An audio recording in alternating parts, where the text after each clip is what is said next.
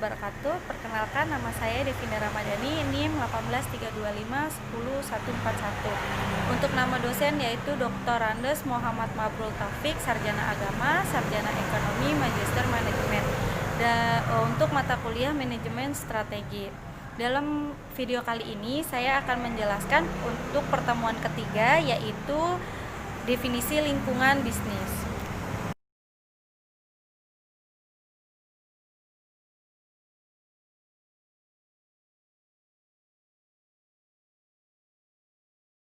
Definisi manajemen strategi.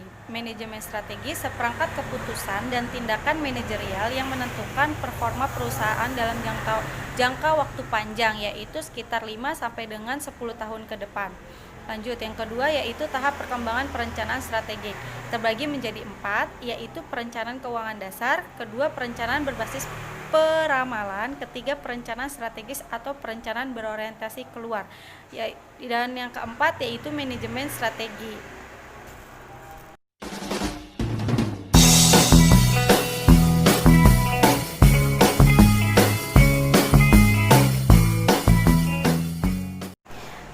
Manajemen strategi terdapat manfaat. Ada 3 manfaat, yaitu visi strategi yang lebih jelas, kedua fokus yang lebih tajam atas faktor yang penting secara strategis, ketiga meningkatkan pemahaman mengenai perubahan lingkungan yang sangat cepat dan kompleks dan dinamis. Ini semua perlu diatur.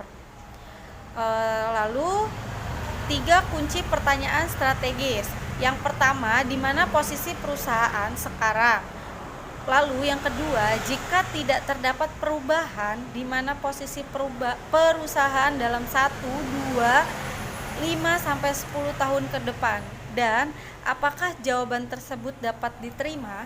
Lalu pertanyaan strategis yang ketiga yaitu jika jawaban tidak dapat diterima, apa tindakan secara spesifik yang harus diambil oleh manajemen? Lalu apa resiko dan hasil yang terkait? Lalu selanjutnya terdapat komposisi manajemen strategi, yaitu scanning lingkungan. Lalu yang kedua ada memformulasikan strategi, yang ketiga mengimplementasikan strategi. Lalu yang keempat evaluasi dan pengendalian.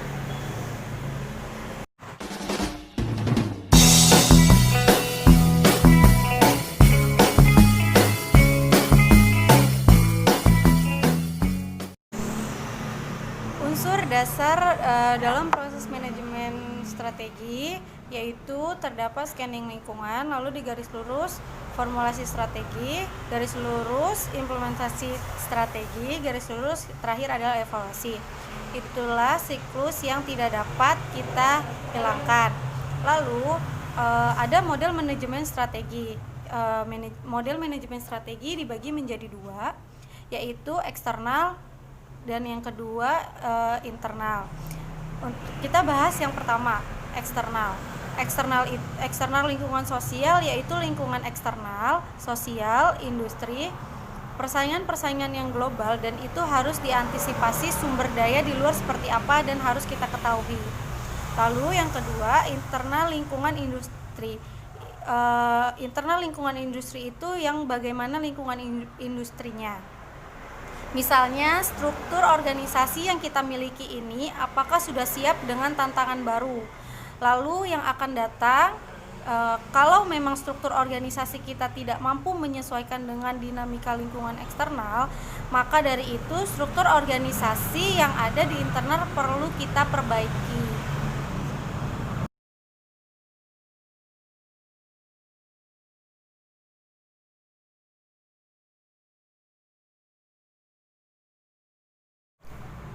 Variabel lingkungan terdapat 4, yaitu lingkungan sosial, yang kedua industri, yang ketiga dorongan ekonomi, yang keempat dorongan sosial. Setelah variabel lingkungan, terdapat pendorong kompetisi di industri. Jadi pesaing itu bisa bersaing, bisa berupa perusahaan atau sejenis lainnya. Lanjut, yang kedua yaitu lingkungan. Lingkungan sosial terdiri dari kekuatan umum di lingkungan. Lingkungan tugas atau industri terdiri dari kelompok dalam lingkungan yang secara langsung mempengaruhi atau dipengaruhi oleh operasi perusahaan, sering disebut dengan industri.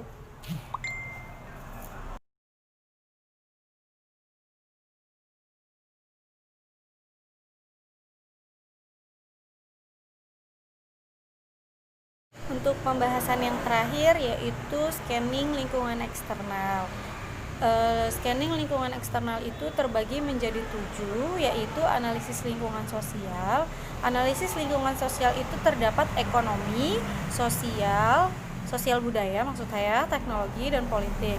Lalu untuk yang kedua analisis pasar, yang ketiga ada analisis komunitas, yang keempat ada analisis pesaing, lalu yang kelima ada analisis supplier, dan yang keenam adalah analisis pemerintahan. Lalu untuk yang ketujuh yaitu analisis interest group. Ketujuh analisis tersebut semua adalah pemilihan faktor strategis yang terdapat peluang ataupun ancaman. Cukup sekian video dari saya, kurang lebihnya mohon maaf apabila terdapat kekurangan. Terima kasih. Wassalamualaikum warahmatullahi wabarakatuh. Salam Budi Luhur.